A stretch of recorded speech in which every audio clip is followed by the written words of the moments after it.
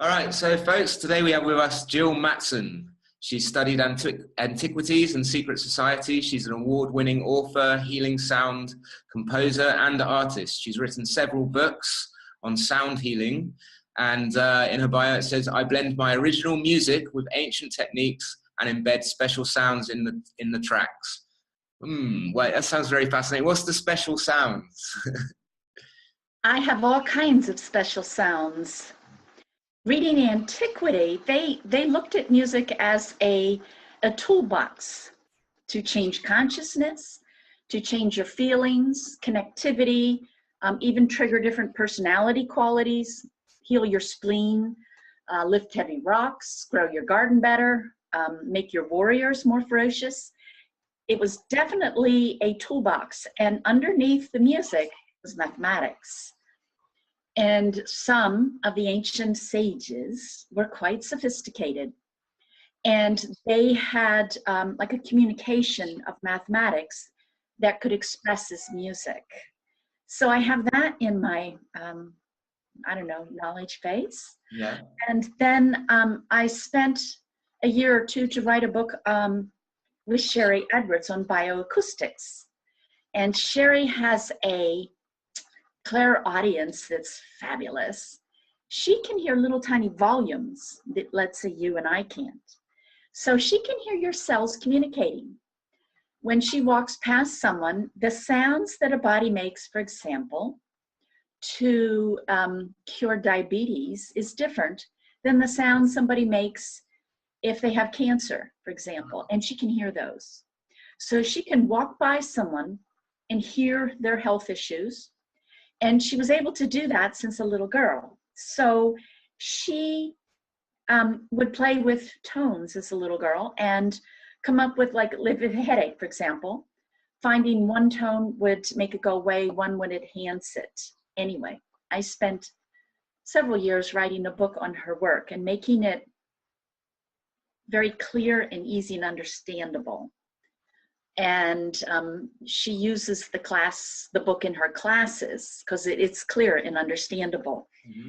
And in essence, the periodic chart of elements, meaning everything in our world, is a musical scale. It's mathematics and it's sound. Right. Yeah. Mathematics expressed as sound. That's the language of your body. That's the language of plants.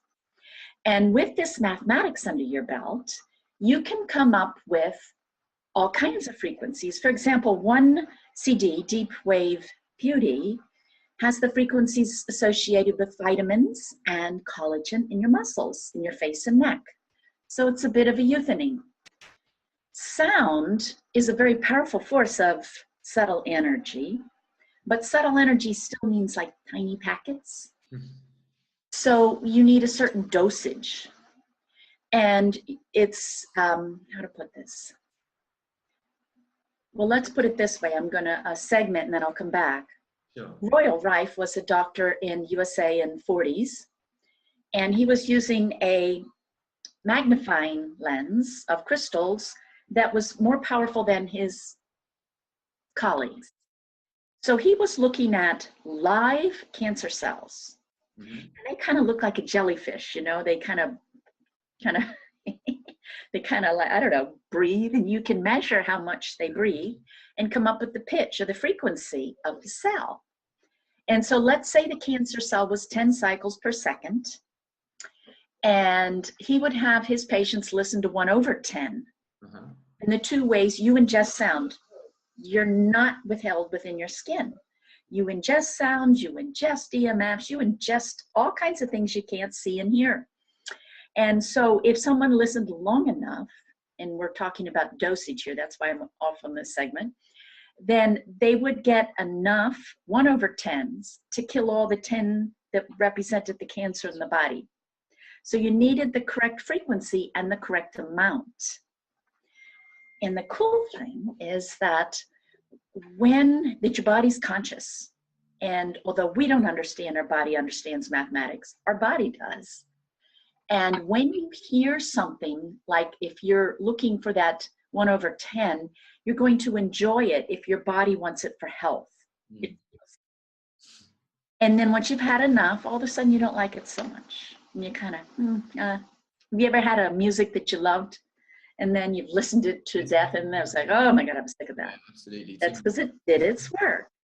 And so that's the complexity and the marvel and the simplicity of getting a proper dosage. So with all these CDs, there is that issue. And then there's a third issue. So we've got the science, kind of like by talking about Sherry and putting numbers and math to everything in matter. And there are numerous ways to get the frequencies of things. But then you can also look at antiquity. And antiquity had really cool stuff. Like, for example, they would have people that were very, very clairvoyant. Think of Donna Eden, maybe. Mm-hmm. And she can see your aura, but she can also see maybe your organs. So she's more clairvoyant than the normal clairvoyant. She's kind of like Sherry Edwards in clairaudience as she is to clairvoyance. Right. And with that type of vision, you can see that certain sounds heal a body. You can see that certain sounds, it's like Christmas. It's like all of a sudden your aura fills full of light and all the little black spots disappear. And even the colored light starts turning into dazzling white light, which is more complete than a component color light. Sure. And you see the transformation. And so they didn't have to be geniuses. All they had to do was just kind of use the sight that they had and see this complex number pattern or frequency pattern, same thing, the numbers put to cycles per second, is really good for everybody. It's as if, this is me musing, string theory is correct, and different dimensions or universes have different tunings. And this is just me theorizing that if you get a set of numbers or tuning that's similar to the dimension or world you're living in, it's like harmony exists. Mm. And you start to align and fill up full of light, and you now are taking the fast track. And that's what I have in my CDs, but I'm going to just tell you one more story before we segment to some of those ancient tonal patterns. Sure, go for it. And I'm kind of excited because I just found this, and I'm a geek, and I get excited about little bits of antiquity or science that I read at times. That's cool. We need people like yes, I'm the geek. So anyway, just coming out of a poem text translated in southern India in the Tamil language. It's dated anywhere between 10,500 and 13,000 years ago scientifically. So it's old.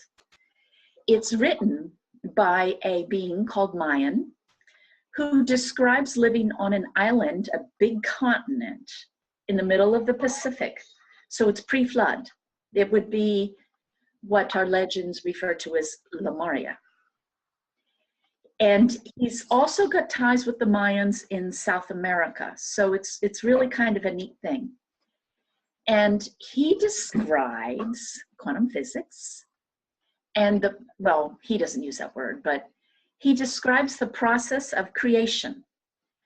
And he describes it in terms of shapes, and you can put numbers to it.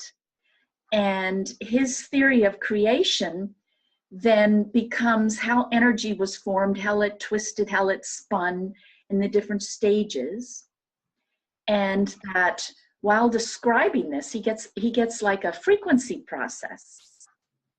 And it turns out that the shapes that he's describing are like a mandala. They're the blueprints for sacred geometry throughout all of Asia. Yeah, I was going to say it sounded sacred geometry sounding. Yeah. And so there's a guy, and then he shows how the different shapes relate to the elements and forming of the earth. And here's something just to clarify for others, just because I got stuck on it. So just in case someone else got stuck on this, I never quite really understood the impact of the ancient fascination with the elements. And here's why it's so important. It's like you can look at the world as like through a lens of biology, which is different than looking through a lens of physics or chemistry. So if you're looking through the lens of the elements, they're just looking at subtle energy, meaning like here's matter, and then you just go one step lower and everything's subtle energy. And you kind of need words to describe it. In other words, it could be described as a feeling, or it could be described in many ways, but it's something that you don't see or hear. Mm-hmm. For example, think of water, now think of fire, and they're quite different. Yeah, very. So what they're doing is they're describing all subtle energy, all that is, and they're naming it so that they have language. So if the Chinese come up with 5 elements, and the Hindus come up with 4, that doesn't really matter. They're just interpreting that energy palette a little different. Mm. It's like you could call Bob by another name, but he's still Bob. Mm-hmm. Of a thing. So when they're talking about the elemental energy, they're talking about like dark matter perhaps, or some type of quantum energy underneath matter and all that is. And they're manipulating that for health, for balance, for spiritual connectivity, to enhance psychic skills, to enhance your health, to enhance your emotional intelligence, enhance your IQ, everything. So it's not just kind of a fun thing. It's like a transparency diagram that fits over everything. And they use it to change energy for their benefit. Sure. Well, funny enough, like yesterday I went with Jean Marie to see Amma, you know, the Indian grandmother, the hugging grandmother. Yes. And obviously we had thousands of people in the room. And at one moment we were chanting the Om. Mm-hmm. 3 times, and doing our mantras. We all got a personalized mantra from Amma. And yeah, I mean, obviously looking through your bio and everything, one of the questions that fascinates me a lot about this is how can we use sound to influence mass consciousness? Many ways. Okay. In ancient, well, let me just segue back. Okay. For example, in my music, I have some of those frequency patterns that can light up the world. We can play those frequency patterns straight, and they're all over YouTube. Or we could play like something like my music. I use those enlightening frequency patterns as like tuning fork sounds because I told you I was a geek guy. I read Robert Bacher's, a wonderful physicist who talks about different ways that sound goes through your body. In your ears is kind of like taking in sound like an internet, whereas skin would be more of an analog. It's more a complete ingestion of sound, and it influences you different, whether you get sound through resonance, skin, ears, etc. And he suggests the most powerful are little tiny tones, like the star tones, the geomagnetic tones. Mm-hmm. So that's where I'm a musician. So I create my own music, I write it and I perform it, and then I put in the background all these little tuning forks and little just washes of these tones. It's kind of like drive-by healings, and I'm certainly not the only one who can do this. My books are out there so that others will do this. And this is part of toning, the name of this process? Oh, the Paint Your Soul has the Fibonacci, nature's spiral patterns. Right. It has the solfeggio tones. I've got a lot of phi in there. I've got a lot of sacred geometry. Simply, it's mathematics created in sound. That's Paint Your Soul.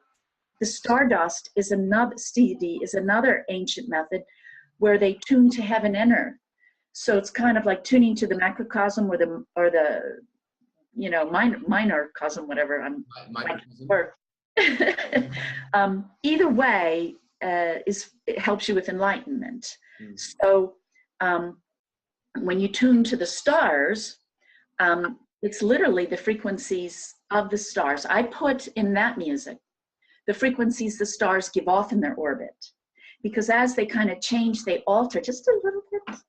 And that is what we call astrology. And when you read the really early stuff, you see that astrology in its inception was sound. It wasn't, oh, this is coming up or this is my personality. It was, oops, something difficult's coming, and I'm going to undo it with this song. Or something really good's going to happen, so I'm going to meditate. So like I can take my celestial groceries and stack them all up for the next 3 months. That's the root of astrology. And so I'm doing that in the Stardust CD, along with literal star sounds in the background and frequencies associated with carbon, hydrogen, oxygen, nitrogen. Just, it's very celestial feeling. Mm-hmm. And for those, I know a lot of people don't go for science, and go for science, but not channeling, but I channel as well. And my guides say that when this happens, when you get the right tuning pattern, the right frequency numbers, that it releases energy from chakras above your head. Mm-hmm. They told me, and this is certainly not proven, but my intuition, we'll put it that way, is that Paint Your Soul releases energy from 3 feet above your head, meaning those patterns, that's what they do. And the star tones would be 5 feet above, the chakra 5 feet above your head. And either way, it's enlightening. Mm-hmm. Okay, so now that's the segment. That's one kind of music. Mine's out there for use or anybody else's.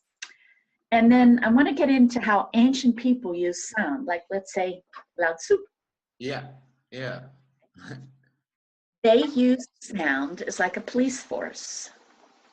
And I know when I first read that, I kind of had a shallow chuckle, like, ooh, aren't they superstitious, or that's stupid. And I ate my words. I learned more. I tend to read ancient stuff, and I read it through the eyes of today, and I miss it because there's so many different understandings of their world, and it's taken me 25 years to figure that out. And most of that, or much of that, is laid out in my book, The Lost Waves of Time. But besides that, so we're looking at Lao Tzu, and they don't have radio, they don't have a barometry, no internet. And in fact, they have a department of measurement in the ancient Chinese government. So the emperor would control the whole country. China had a lot of land, so it was hard to do this. And their preferred method was to tune all of the outside frequencies save nature that anybody heard. Now think of that. The only vibratory source that you hear other than nature or another person is what the government gives you. And there's severe penalties for stepping out of that. Mm. So the emperor would tune the cosmic tune, because energy is always moving, so that the tune, was generally an F, but it would move up and down. He would tweak it. That was his function. And then he would harmonize himself and go into peace and then and power, because power was important then, more so than today. And they would harmonize with that tone, put good energy on that frequency. Emotions and sound carry. Hello. Stack waves, they combine. So he would harmonize the root tone, and then the big chief roosters and his government would harmonize another tone, and so forth. And the idea was in the Department of Measurements that as that tone changed, everyone at a musical instrument had to travel to the capital or whatever it was. Their instruments were burned or modified, and they had, like if you have a flute, you might have like a 440A, but if he changes where you're supposed to tune, maybe you need to tune to 432. So they would destroy the 440 and tune to 432. Mm-hmm. The reason why they did this, they believed that if they had 2 neighboring towns and they tuned to jarring tones, and that's the only source of vibratory influence, and you ingest sound. So if I just to a and you just a and together they sound crappy, mm-hmm. we wouldn't get along. So they would make sure that we're tuning harmoniously. Right. And isn't that they've done this again in modern times? They've changed the frequency from the 448 or the 440 to 432. Yes, in fact, it's not just modern times, although people say that, they're just looking back to, let's say, 300 years. If you look over time, the Chinese are mainly tuning to an F, and if you translate that to colored light, that would be green. At the same time, the ancient Hindus are tuning to red, which would be the complementary color. So they're balancing, it's kind of like a seesaw, they're balancing frequencies. Mm-hmm. And then you look at the Druids were tuning often to a D. So when you look throughout time, the tuning note has changed. Right. My theory in The Lost Wave of Time is that music is like the Pied Piper, and it does tune us. So it puts us on an emotional, mental, physical path, and we experience correlating things of the same frequency in all of those realms. So we can learn in a culture that tunes to F, we can learn abundance, lack of abundance, and how to deal with that. We can learn health and how to overcome with that. We can learn things that are mathematically associated with F. And we can then incarnate in another lifetime and learn, like in Hindus, and learn about C. They're still tuning to C. So, and that, of course, would be gross circulation. That's learning to control your anger. I mean, it's a whole different set of things. It's as if God was white light, and then he would manifest into red, and we'd all learn to master that. Mm-hmm. Then the next step would be to learn to master orange. And we go through the color spectrum until we become a master. So in that regard, when you look at history way back, you see that they've tuned to pretty much every note. And that this is, again, theory for me, is that, for a while you tune it like at the root chakra and learn those type of lessons, then the sacral, then the solar plexus, the heart. And the heart was the 432. Beautiful. Beautiful, beautiful. And you know what? The throat doesn't feel near as good. But I believe that as future goes on, it's going to be, the tuning note's going to get higher. Just my personal opinion, because we're going to tune to everything. Yeah. Back to this ancient poem text, this Mayan guy says is that as God permeates energy, God, he or she is compatible with everything, but the permutations are not compatible with each other. So part of us becoming a God is learning to harmonize and tune with every tone. Sorry.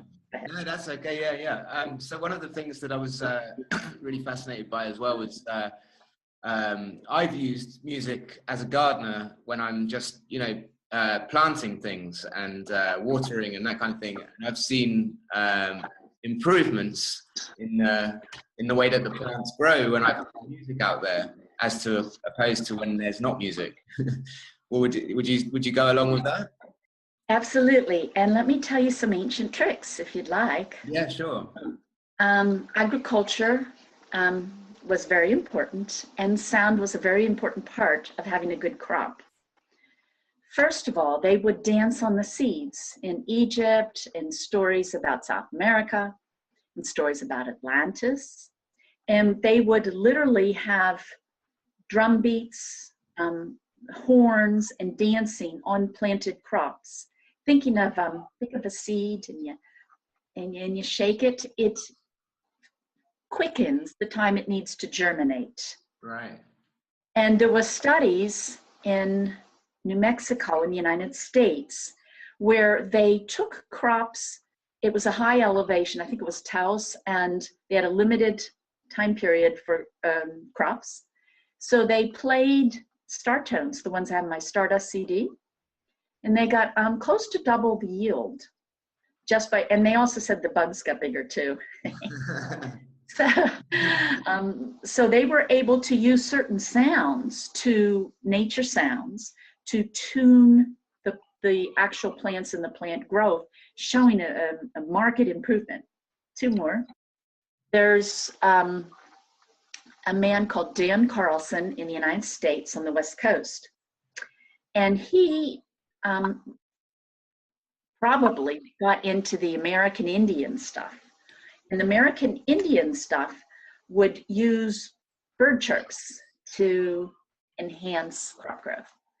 And what he does is he sells native bird chirps and with plant food. And then he scientifically just studied plants and found that they ingest, I might have this number wrong, but you get the point. Let's say 85% of their nutrients at dawn. And then they ingest the rest in little dribs and drabs throughout the day. Yeah. But the real critical point for a plant to thrive is what's going on at dawn. So who wants to get up at dawn and fertilize your crop? So he sells the bird chirps. And the idea is how did the plants know it's dawn? And he decided that it was sound. So he sells the bird chirp and the fertilizer. So you can go out at 2 o'clock in the afternoon, play your bird chirp, fertilize. He's getting 200% plant growth. I believe he's nominated for a Nobel Prize. Wow. Okay. So in essence, that means that, you know, all of when in nature the birds are chanting in the morning, they're encouraging the plant's growth. Yes. Fantastic. Yes. That's It's incredible. all related. And here's another one. This one's fascinating too. Joel Sternheimer, he's a French physicist. He studied, I think, in the United States. Anyway, I believe, he has been working on patents for plant songs. And remember how we talked about Royal Rife looking at a cell and coming up with this frequency? Mm-hmm. So you can look at an amino acid, which is a building block of a plant. And you can look at each one of those amino acids in the correct order for a species of a plant and come up with their frequencies. And he found there were songs. In fact, some of them are recognizable songs. Like one was O Solo Mio. Very recently, I saw something actually that was being, you know, posted around on the internet, which was someone who put out speakers and recorded crickets, and then played it back, and it was a tune. Yes, it was. Yeah. And I'll get on to that later, but let me finish on Joel. Okay, so with Joel, he then, 2 things. One is, we musicians think we create songs, but perhaps the person who created O Solo Mio was simply near these plants and the song vibrated him. You know, so I think a lot of our music is inspired, and we're nothing other than a conduit at that point. And then moving on to Joel again played the amino acid songs back to the plants, getting 200% plant growth and resistance to drought and disease. Oh, wow. So that's cool. Okay, back to the crickets. Yes, if you play with a frequency of, let's say, crickets, and you take it, let me get this straight, down 3 octaves approximately, you'll find a layer of human, like angelic child's choir sounds. Yeah, that's exactly yeah, and you can get on YouTube, and if someone hasn't done that, oh, please do. It's fabulous. Yeah, absolutely. But that's the tip of the iceberg. I just suggest this, and hopefully there'll be videos out soon. If you take the human voice and raise it 3 octaves, you do that experiment that you observed on the internet in reverse, you'll start to hear crickets. If you then take it up 5, you'll start to hear bird chirps. 7 dolphin sounds, 9 whales, 11 star sounds. Wow. It's one universe, or one. Yeah. Is that cool or what? That is incredible. Yeah. And so are you in the process at the moment of more projects, more books, more? Yes. Yeah. Yes. Well, we'd love to talk more with you about something that we're putting together here, which is we're arranging for a global freedom festival, either in 2018 or 2019, depending on how quickly we can really arrange everything. And whether you'd be open to participating and collaborating with us and maybe playing there. I'd be open. I don't know what the future holds for me, but it sounds exciting. Well, as I said, it's a global freedom festival, so it would be you know, on sovereign lands all over the planet in different countries. So hopefully somewhere near you, wherever you are at that time. That works. Yeah, perfect. That would be wonderful. And so if you're open also to collaborating with others, and I'm sure you are, because that's the frequency I'm getting from you, how can people contact you, and what kind of help would you be willingly receiving? All of my info is on my website, jillswingsoflight.com, Jill's Wings of Light. And also, whoever gets on there, download the free music on the homepage, and I do a newsletter on how to heal with sound, and that's my email. So that's probably the best way to contact me, is right there. Oh, brilliant. Okay, well, what we'll do is we'll put a link on this video, and we'll do the video before we put it out, so to make sure. Okay. Yeah, brilliant. Okay, and I don't have to wrap this up yet. Are you okay to stay for a little while? Yes, I can stay for a little bit more. I can. I wrote down a few things I found on your page here. So obviously we talked a little bit about how the ancients used sound, and I would like to ask you a little bit more about like how it improves health. What is with cells and the voice, all aspects of our health generally. Okay, well, the voice is a whole nother thing, but okay, energy through resonance transfers on the same frequency. So if you have violin here and a violin here, you play A here, this A sound. So you ingest frequency in places in your body that have like frequency. So I just have a recent gift offering that I came up with called Deep Wave Body Healing. It's a CD. And it came from an out-of-body experience I had, and I perceived that I was in the latter part of Atlantis, and I was watching children play with toy organs, like a spleen or a pancreas. Okay. Doesn't sound like very much fun. Lovely. But even for me, like, come on. So anyway, what I understood was that they had like these oral traditions, and the earlier Atlanteans were more like Barbara Eden or Sherry Edwards. They were highly clairvoyant, clairaudient, who knows, maybe not even Homo sapiens. And they could see through the body at any given point in time and hear everything that was going on in the body. So they could look at you and see your brain, your lungs, everything. And it's all, when healthy, a certain frequency, and it's therefore a certain color, same thing. So when the color started to go dark or get off, in other words, let's say you and I have an argument and we're arguing over something, it's maybe the frequency of C, and the feeling and it's a negative energy, then anything in our body that's a C is going to, both of us, we're going to house that negative energy in that specific location. So anytime you go to the mall or shopping and you're around other cranky people, you're ingesting stuff, like it or not. Cell phones, you're ingesting stuff. Oh, I can't ever wait to get out of those places. If I'm ever in them, I try to open them as often as much as possible. And so you constantly ingest it, and then they would just hum it into tune. And so then once I had that little vision, with science, you can come up with frequencies of healthy organs. And through China, they had in their antiquity methods of that process. So the body healing CD, I go through the organs, 13 organs in the body, and we have their sounds, their harmonics. Harmonics are very important after ripple of sound, further defining health. And you can go through and start to learn not only the frequencies and tuning of organs, but for me, I learned the feeling of organs. It's like I was God, and my liver and my lungs and my intestines were like my people. And I could tell when they were out of sorts because I learned to connect with them. And so that was very powerful. That's just one way.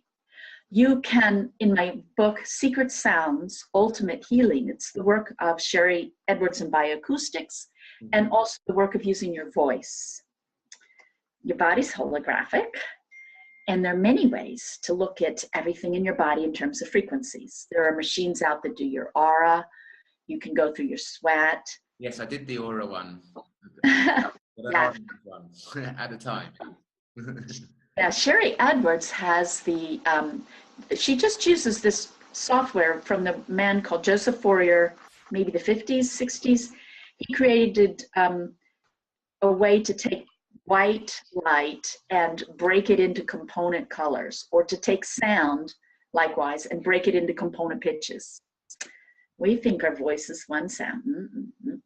Our voice is a combination of our thoughts, our feelings, our subconscious mind, our liver, the argument last night, the little flower we picked up earlier in the afternoon. All that is within, and it constantly changes as we change. So you can break down the voice and look at every frequency in your body. Wow. And then she has software, and some of it's free. So you could try nanovoice.org. And my book, Secret Sounds, explains all kinds of ways to use this. And so you can take a look at anything in your body. It's like the stuff of Royal Rife Plus. Royal Rife has a library of sounds and frequencies to cancel diseases and maladies. But what Sherry does is, in addition, she will look at positive processes, let's say digestion. It's a chemical formula if you get on PubMed. And then if you put in the mathematics of the different elements in that chemical formula for digestion, it works. The math is correct. Wow. So when you're not... Oh, hello, Jill. Sorry, we just had a bit of a connection issue. Can you hear me now? Hello?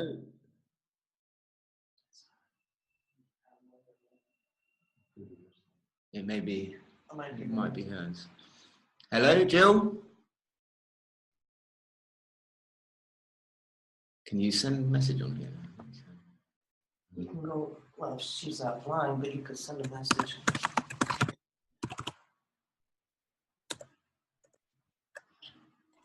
You're showing online.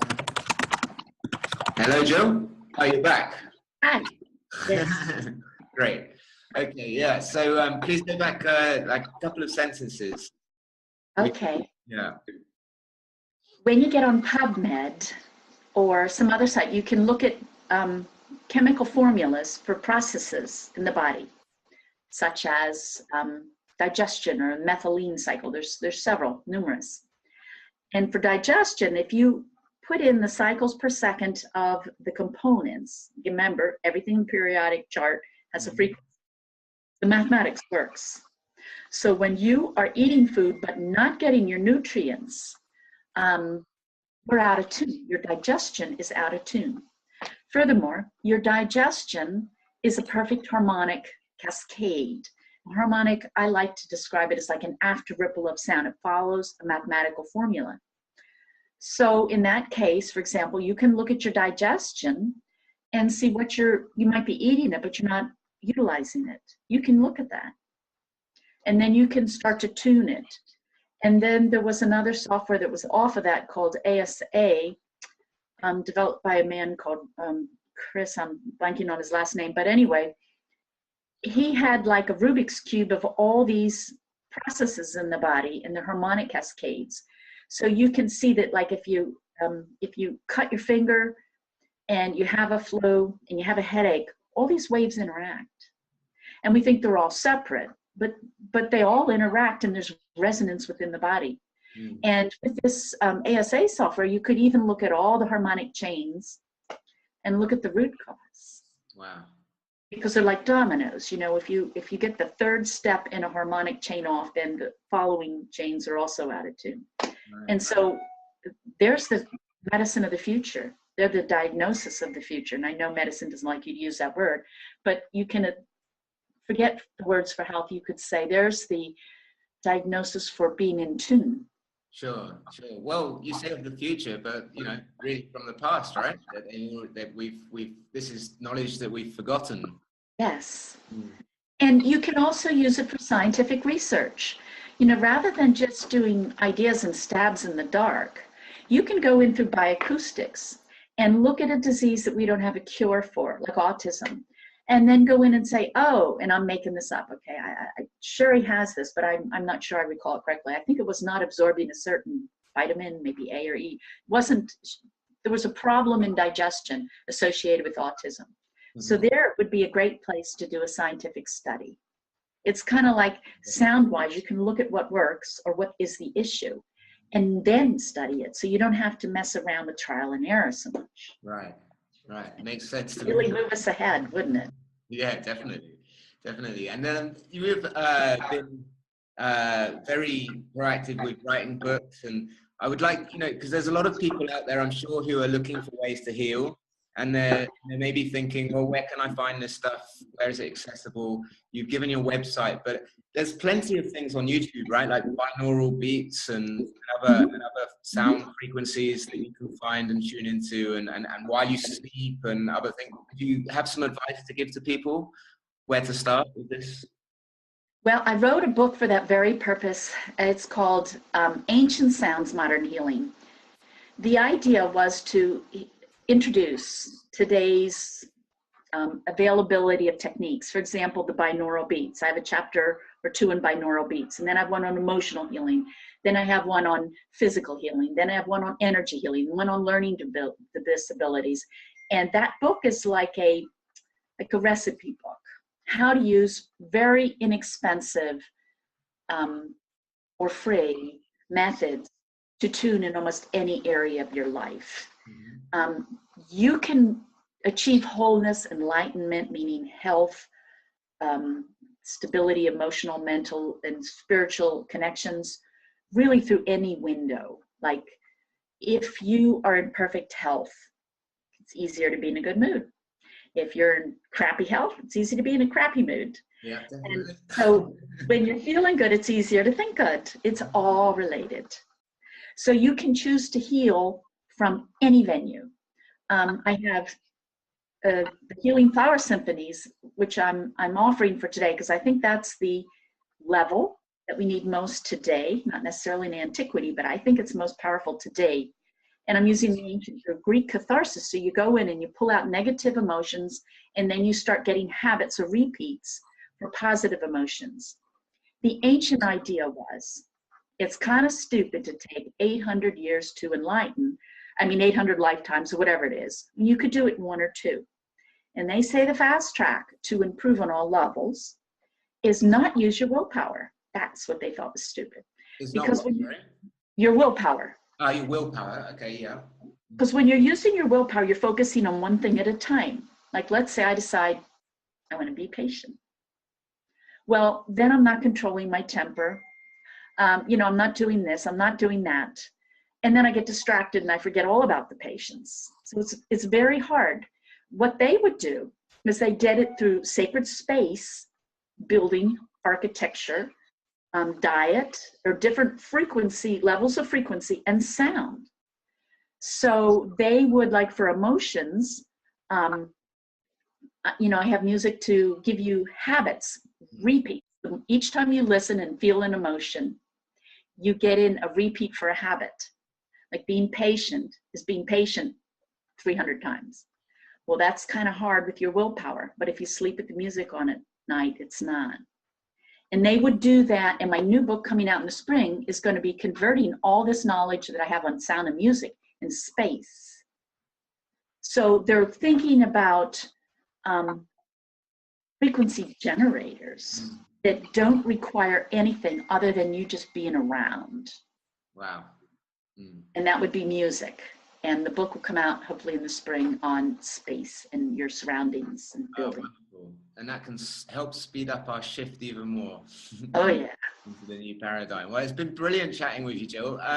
We'd love to invite you to where we are here in Holland. Whenever you'd like to visit, you're more than welcome to come and see what we're up to. We've got loads of our own projects going on here, setting up new social architecture, environmental projects, new technologies to basically the internet software that they're creating is designed in fractals and holons. So it's when you start to interface with it, you can train your brain to think more like nature does again. So while you're doing your beautiful work with sound healing, there is beautiful stuff happening everywhere, and it's all starting to come together.